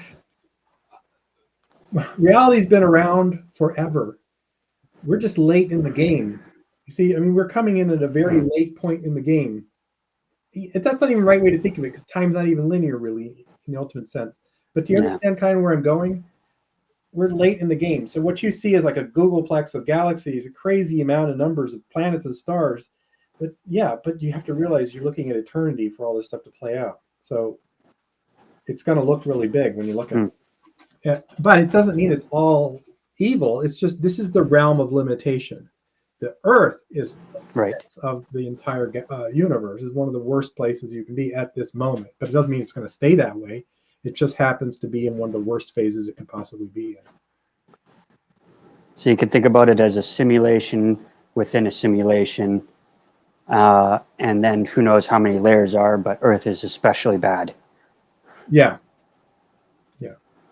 And when they say prison planet, I just kind of push away from it being designed from the bottom to the top as 𝗓𝘁𝗶𝘁, but that it clearly is, controlled. I guess I should be kind of fair to say that, I mean, it's not fair to say that the whole entire universe is evil, because again, the main purpose of this creation is to experience limitation, and it was originally not designed to be evil and really a big, gigantic pit that you never can get out of.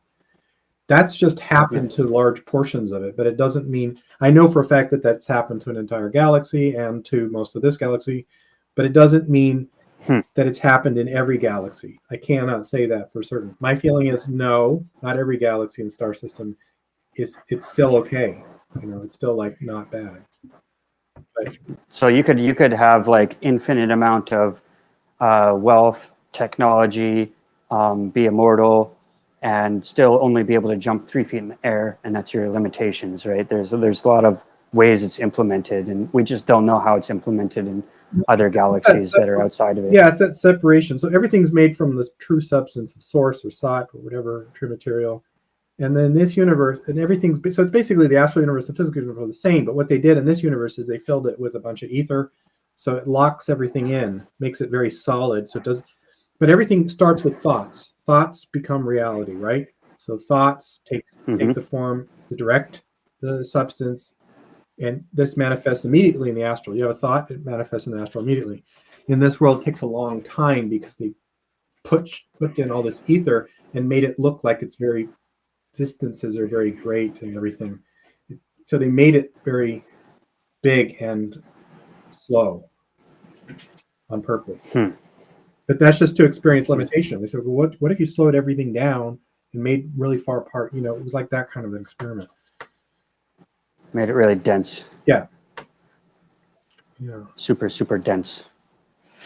Can we go back to your origin story? Because we didn't get much of that out. And I remember hearing something about a big mountain that you pulled down, which sounded pretty cool.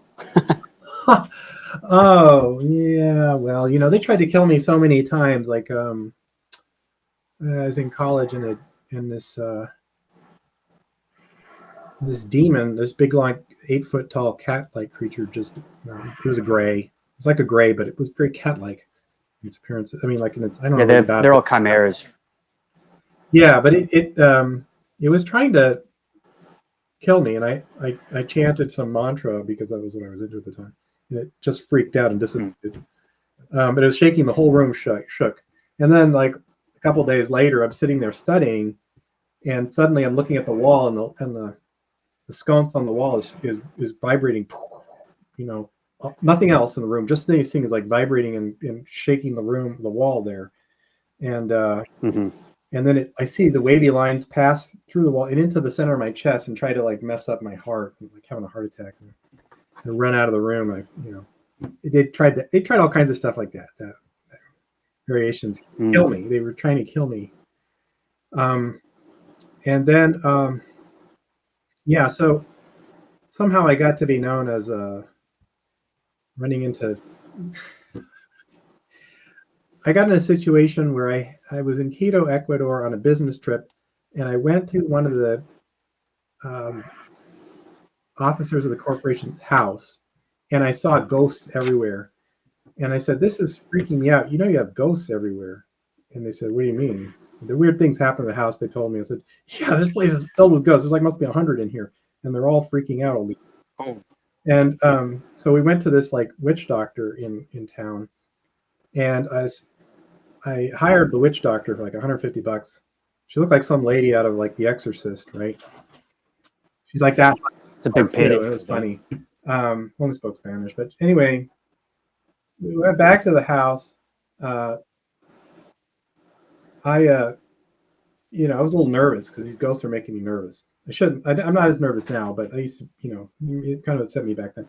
And the lady gets her little incense thing out. She starts to light it, and all the power goes out, and we hear this rumbling sound. The power goes out in the house, and she doesn't flinch, and I'm totally freaking out. People are getting their flashlights or phones, and they're getting lights so she can find her way around. She lights the incense and then walks out of the kitchen, and there's like a doorway there, and we're behind her watching her, and we see what looks like hands grab her and lift her up in the air, and she has to, this like 4-foot something woman, she has to put her arms up, and because she would have hit her head on the ceiling with the amount of force that the ghost had pushed her up in the air, and so she's holding that up, and then they drop her to the ground, and she falls onto her knees on the ground, and as she's doing that, she's still chanting. She picks up her incense, starts waving it, and swipe like nothing happened, like it was normal business. And she walks through the entire house, and I'm like watching the ghosts just like disappear left and right. They're all over the place. It's insanity. Well, what happened to the power? It was out for about 3 months because the whole side of the mountain right next to the house came down and pulled out the road as well as all the power lines. So that's a documented case that happened. And then guess what was right next to the house? A 500-year-old graveyard. Oh, of course. Of course. Yeah. I have a different theory what ghosts are, but yeah, I've kind of come to a realization what they are, which is really interesting. They can still actually be living people, I think. Yeah, I think like you have the matrix control system that will, you know, with the white light, and then they recycle the soul. But I think a lot of them in the astral, they know how to go to the void, or they just kind of get away from the light, and then they kind of just float around for a while. And sometimes a while is a long Well, they time. might still incarnate, and then when they're going to bed at night, they just like habitually go back to wherever their body was buried or whatever, just subconsciously. Oh. And some reason. Oh, I never thought about that. Yeah, that's what I kind of came to the realization about them, because I had a lot of other weird experiences with ghosts that are also freaky, but I don't want to go on forever. But that it really verified for me that indeed they could be living people, because actually the ghosts that I experienced should have been reborn anyway. So that goes back to your whole dissociative identity disorder, yeah, right? We could have entire past lives that are dissociative identities. Well, you can, like, my body, astral body is so powerful now. I go and visit people, and I have a particular person who's not afraid of anything, so I can visit him anytime in the astral, and I just move stuff around his room or whatever. We make notes of it, the time. So I can go to sleep and give myself a command. Okay, astral body, do this, do that, that, and then I've done enough of those with him that we don't even bother anymore tracking it, because we already proved it. But it's like I could go to visit him and then leave some kind of evidence I was there, just right in front of him, actually. So sometimes you're not really like conscious in your astral body. You just command it to do something, and other times you are. So it's not as powerful doing that, of course. But I command myself to remember, and then I do. But it gives my body a chance to rest. So I'm doing it a lot, and it gets kind of tiresome. If you do it in the meditation position, then you swing your energy out forward and just pop out. That's easy enough to get around your room, do stuff to your body that way or whatever. But traveling far distances or locating people is not really something I'm very good at. So I have a guide that that shows up.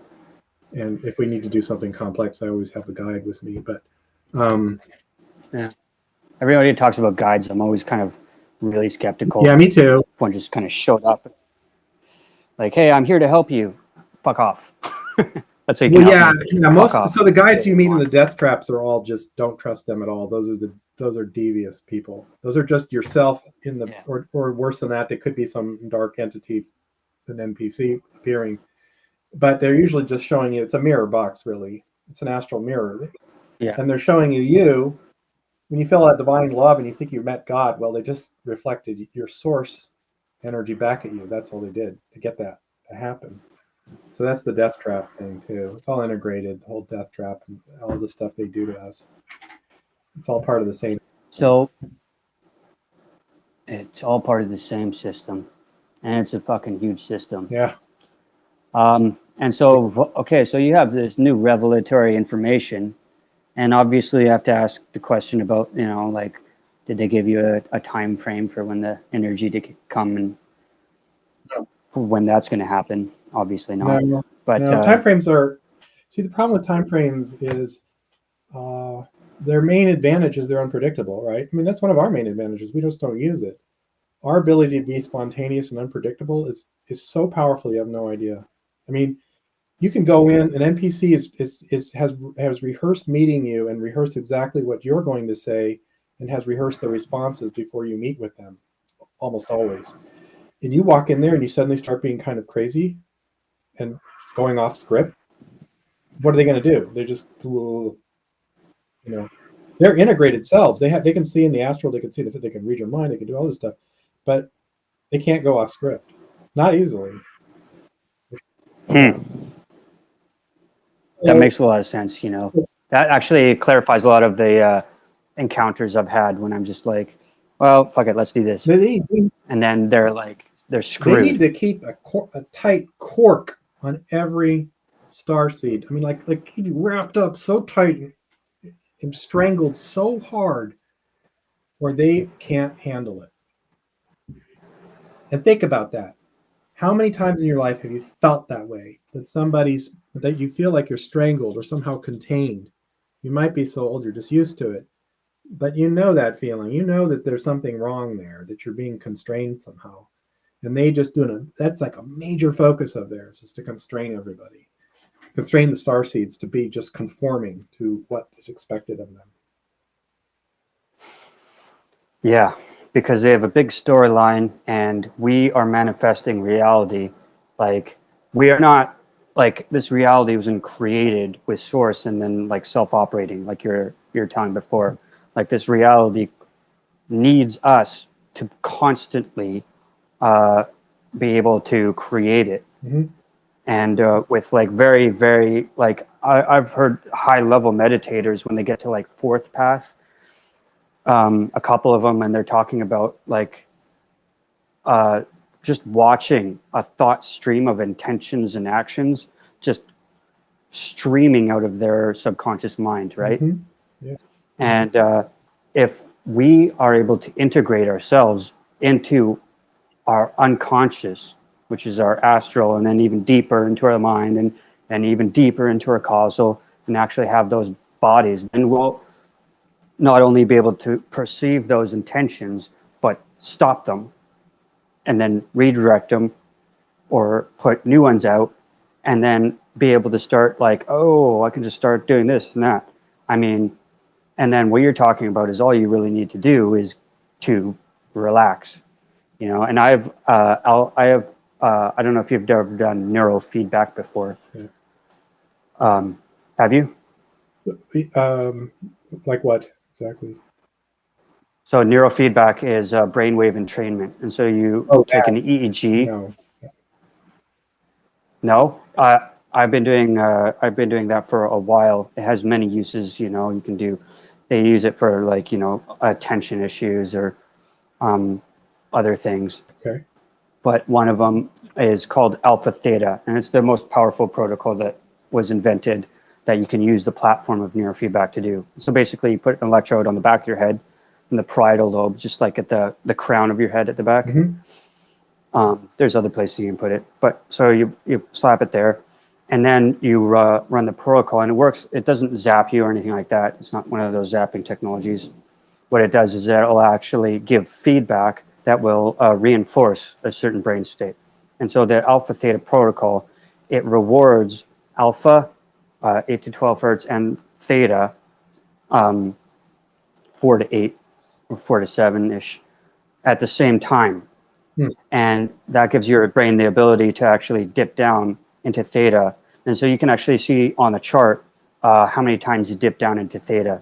And for me, I've been doing this, and I'm still like, they have control mechanisms to stop me from doing it. And then I'm getting better and better at it.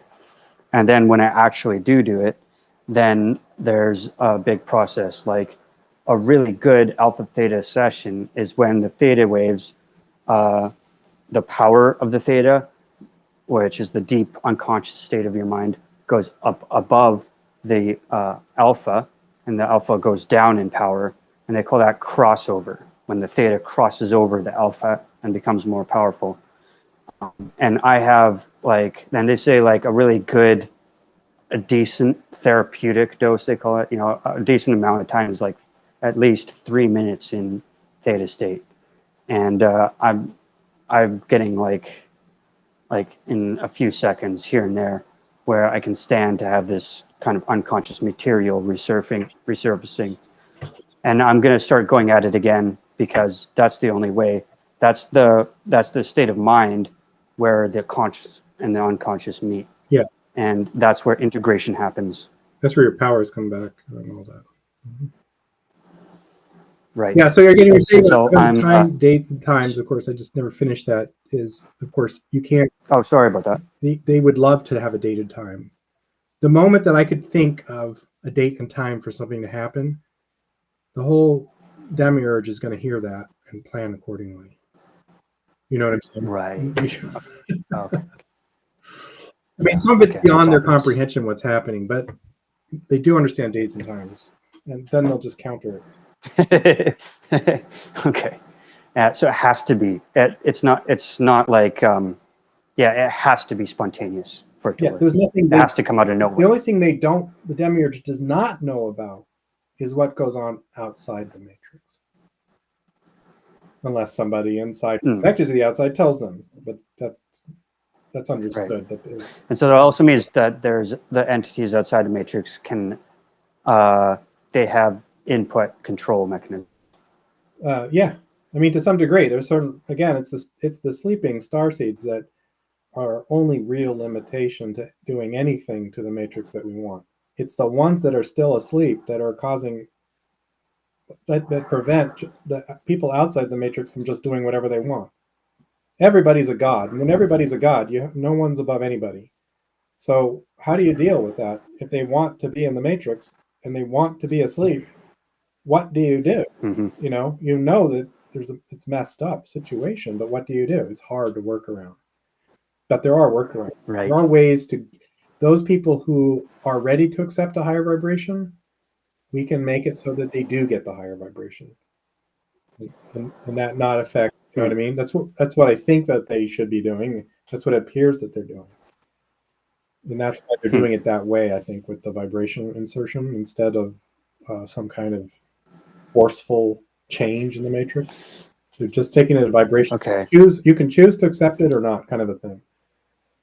But it's very powerful. It's not like it would be a very hard choice put up before everybody. Like you'd get plenty of chances to either reject or accept it.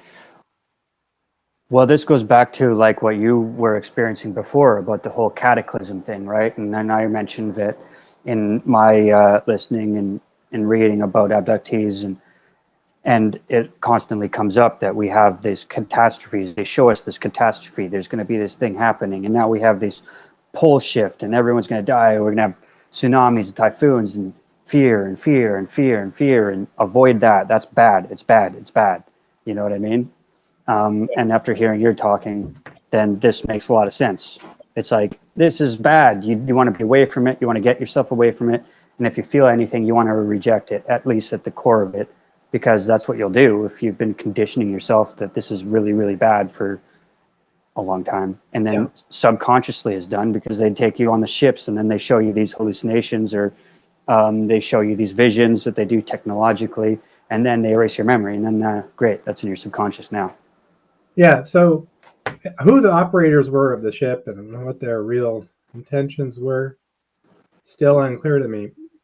I have theories about all of that. Did they show me 2 Earths? Did they show me a future point and then later? Did they just try to brainwash me? You know, there's a lot of explanations because they said only a few words verbally, right? So that was interesting too. It's an interesting point. They did not communicate with me telepathically. They communicated with me in broken English, and then they showed me the movie. Oh, that's weird. But he was very adamant about disguising his identity, but not the Greys. But I was very aware that the Greys were robots. They were not NPCs or anything else like that, or any other type of starseed or anything. These were robots that were made to look like Greys. So the whole operation had this appearance of being your typical abduction with Greys, but the problem was if you tried to remote view that or look into it, you'd see a fuzzy blur over the guy's face, but you'd see the Greys and you'd say, "Oh, this looks like a typical abduction." But why were those elements grayed out? What was going on? Was this why was the operation stealth? Why was it stealth, like to such a high level? Why was it stealth? And it wasn't because they were trying to cover their intentions. It was something else. You know, it was like they didn't want people to see that this was any different than any other abduction. That was the feeling I got. But what they showed, Don't look behind the curtain to look at Oz. I mean, no alarms would have gone off, and the military alarms would have gone off or anything, or the reptilians wouldn't have thought anything if this looked just like a typical abduction. It was like kind of that kind of way. It was like presented like that. So I don't know if they were from the creation of light and they just came in sort of stealth, or if they were just agents of the dark. But Well, I mean, I was talking to Bridget yesterday, and they're not going to get a feeling from them. and we okay. Yeah. Well, we were talking about it, and she had her job as the investigator, and she was like out at her light body, and then she was outside of time in the matrix hierarchy of the bureaucracy, and then her job was to go and investigate. So she would just be popping into a body for a certain amount of time, or much time as needed. But it was very clear that it's all very compartmentalized, and that she was totally separated from the dark. She had no idea what the dark side was up to. But it was very clear that she had her job, and then she was part of a team, and that other people had other jobs, right? And so it's like a whole system of control, but it's done, they use starseeds to actually control the matrix. Oh, you mean like a program? Right? As agents. They should like agents in the matrix. Yeah, so that I program the matrix. So they subconsciously get me to program it by showing me all that. Is that what you're saying? Possibly, but I don't know what their intentions are, why they did that. But I think it's highly likely that somebody on that team was doing a job. Oh, yeah. And right, like it was either the dark side or the light side, but it was one of them. But they were just people, and then they have these like what they have. We talk about psychic power, right? And then abductees have more than normal people, and then we have gray aliens, and then it goes up, and mantids have much more, and blah blah blah. But the people at the very top, outside of like the physical reality, and then they're in the top level of this control matrix. You know, they don't have the same limitations. They can do a lot. What their purpose, why they showed you that, I couldn't guess. I mean, probably, actually, getting you to program reality, getting us all to program reality. It was kind of seems pretty obvious. Yeah, but on the other hand, I'm not sure I don't think they intended to show it to me. It was in response to my question, but I could be wrong. Maybe they did intend it. But it was like, here's your question, why we're doing this. That was like, this is the answer. But I don't know. Maybe they just had always intended to do that. So you're saying they do it to a lot of abductees. So right. Then it was just for the same reasons. Yeah. Well, I mean, like, I think one revelation from hearing her speak on that is that the control mechanism has two opposing forces. And I say opposing in quotation marks, right? You have the dark side and the light side, and the dark side has been control. But that means that highly, highly likely that the next move is for them to actually then control us with the light side, right? That seems like the move. The light side, the dark side is like, it's not working.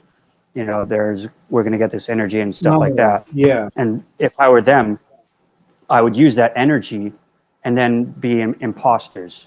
It was us, you know what I mean? Yeah, like I know this guy named 𝗓𝗁, and has this memories that he received of these owl-headed chimera beings, right? But they were like, they had really powerful heart chakras, and they had this craft, and they were all like very loving kind of a thing.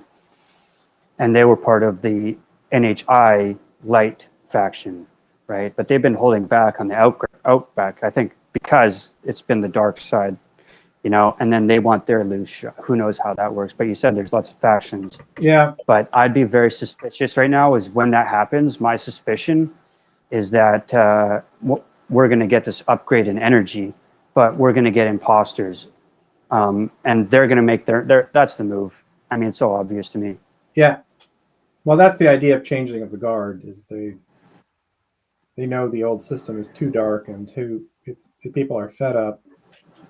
They're desensitized, and so they're changing tactics. But I never heard it described as necessarily going to pure light. But I suppose, yeah, say the Galactic Federation came in and said, okay, everybody, we're here. We're going to save you. We're going to give you a great life, whatever. I don't think that's it, though, entirely. Yep. But just say they do something. What else do you think it is? Well, they make a lot of hybrids, right? If you want to control, if you want to see, these bodies are designed for a horrible, dark scenario with torture and a miserable world where there's, you know, horrible things happening all the time. That's what these physical bodies are created to be good containers for. But if you're going to switch to a light world where everything's going to be super easy and nice, and it's going to be, you know, high tech, and everybody's not, you know, doesn't have to toil away and do anything. They can just have fun all day or whatever. I don't know what world they're going to make.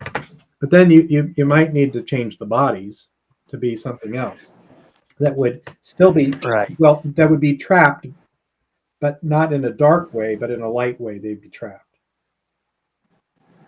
So is that what you're kind of saying? Is that might be why the hybrids are created and why they do these experiments? You know, like why they have sex with, why the hybrids have sex? Well, maybe that's one of the things that will keep us trapped. You know.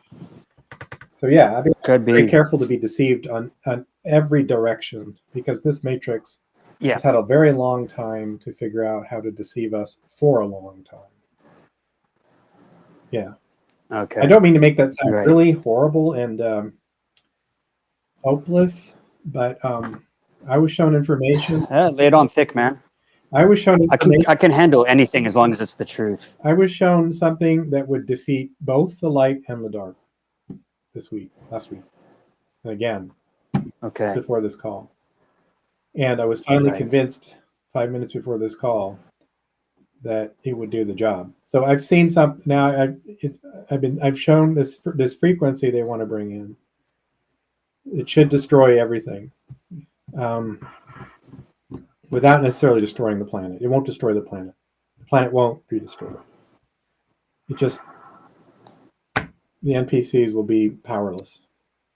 I'm not sure what'll happen to them, but anyway. That sounds like something else, man. I know. I can't say. Be careful.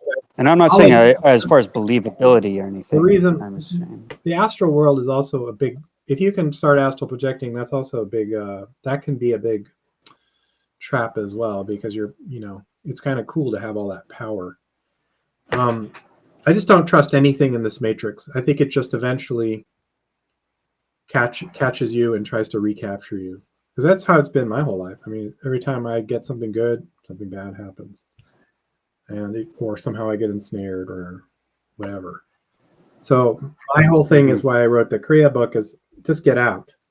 You can't trust anything here. Just get out. Right. But it's hard to get out. So. Well, if you're talking about that gigantic amount of energy, I mean, if you want to get out, that's when you do it, right? That's the point. Is that energy should convert the world into a place where it's very easy to get out, if not just even ride that energy out, because it's the same as source frequency. So it's the same as your base reality frequency of love.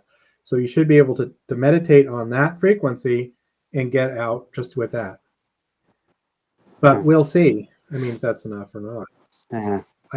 Well, I mean, it could be a temporary energy burst, and then when it's over, you SOL. Let's leave on a high note, guys. Oh, I don't want people to not have any hope at all. Too bad we didn't take any questions. I think I think I kind of have in my mind. Yeah. So here's the thing. As I was thinking, like, this happens in cycles, right? And everybody talks about cycles, and we have these ancient stories, and everybody knows about all of these ancient civilizations we're thinking about now, and we have these stories of the gods, like the Greece. The first thing we have is, like, the last thing that happened is that there were monsters everywhere, right? And that, some of them were okay, but most of them were horrible, and they roamed the earth, and it was horrible. And then before that, the gods fought, right? And the Titans went to war. And before that, there's no stories. Yeah, I mean, are you saying that? There's different stages of this world. Like, I mean, we are the gods. Mercies are the gods. Yeah. And we used to have the power. We used to be during the able to time do before. it. So now we become gods Yeah. again. I guess we lost it. Now we get to become it again. It seems to me we should have the choice to get out at that point, but I don't know what devious things they're planning. But yeah, I don't. Yeah, I mean, Well, I've got to trust that I'm here for. JD. I came into the Matrix. I came into the Matrix to free people, and I know I've freed some people because they've done my book and they've gotten out. And so I know I've done that, but I want to do a lot more. I want to do thousands of people. I want to get, everybody who wants out, anybody who's tired, anybody who wants to go back to base reality. I want to make sure they get out. I wish I could snap my fingers and just they wake up. But we have to intend it. But some people can't trust it. They don't remember. The ones the starseeds have been here for a long time don't remember source reality, right? It's just a very short time for me, but they don't remember. So, maybe they don't trust it. But I mean, if any place is going to have the exit, it's going to be where the source enters your body, your astral physical body. It all enters in the void in the center of your head, right? And so wouldn't it make sense, just like in the movie The Matrix, that you go back out that tunnel, right? Where you just go towards source energy. Where is it originating in your body? We'll just go towards it, and you should emerge in a higher level of reality. Okay. You should, right? So it doesn't seem very deceptive, but I've had people block me because they think I'm just another control of the Matrix. They don't think so. Well, I mean, yeah. Because that reality is not the same as the astral world. The astral world and the base reality, which I remember coming from, have two different entire frequencies. I mean, the astral world feels very deceptive and dark and warring, and my base reality is not like that at all. And it's very everything's unified there, and there's a divine love and a divine joy that's present in everything. Everything is like alive. And you're not losing anything. You don't lose. You still have there's a physical plane. They're all one at that level. So you're not losing anything by going back to base reality. Plus, from base reality, you could just go higher or lower or wherever you want, or back here and help people get out, which is what I chose to do. I said, I'm going to reinsert into the Matrix, and I'm going to get people out because I know how bad it is on Earth. Well, thank you for doing that. It's purely an act of love. It's just an act of compassion. Now, I was cursed with the ability to feel every single starseed's pain on this planet at all times, from the time I was born. So the earliest I can remember, I am cursed with that, and nobody understands that. But I can't possibly. I even used it to make money for a while, but then I was punished for that because it was like, you're not supposed to make money with this. The point of my having that skill was to get me to do my job, to write this book, so that I had compassion. Right. So the whole reason I'm here is compassion, to get everybody out, because I can feel your pain. I really can. Some people, politicians, say that, but I actually do, literally. And so that's why I'm here. So people do care. I'm not saying God cares, because maybe he's neutral. He's in bliss, and he's just happy by himself. He doesn't need anything or anybody. But I'm telling you that there are many beings who do care about what's going on here. I know, because I'm one of them, and I've met others. They do care about your suffering. So I'd like to leave on a positive note. That's very positive. Yeah, that's the only thing I can say for sure is we care. We have power. We can do something about it. We have information. Things and more is coming. That's all I can say for sure. Okay. Well, if there's any other conversations you want to have at any other point in future, just shoot me a message and we'll have a chat. Yeah, I have. And thanks for today. I have to take a little bit of a break from all of this stuff. Just it's too much attacks on the Matrix, and I need to sort it all out. I need to route them out, and I must have hundreds of witches and demons, whatever, cursing me every day, because I can completely clear everything out, and in 1 or 2 days it's all back. So I must have armies of them, because I go after them with armies, and I feel great for a couple of days. And Yeah. and then I know what that back. feels like. All the curses are back, and I go, what the heck? I thought I got rid of them all. So I got to do that for a while. So that's why I did this interview. So that I just Okay, well, just deactivate your account so that you don't lose any of your contacts, at least, you know, to delete it, and then you can just message me when you do that. yeah, I'll just whatever deactivate it. Yeah, Walk away. figure it Walk away. Anyway, well, maybe we'll get a giant wave of infinite love before our next conversation, and it won't be necessary. yeah, they gave me no time frame, but they already dosed me with it, so they must be here soon. Just hang in, everybody. Help's on the way. I just hope it's soon. I keep pushing them. I said, it's not soon enough. I argue with them like this all the time. It's not soon enough. It's not nearly enough. It's not. Make it. I tell them to amplify it up 1,000-fold. Make every starseed a millionaire. I go on like this all the time, arguing with them.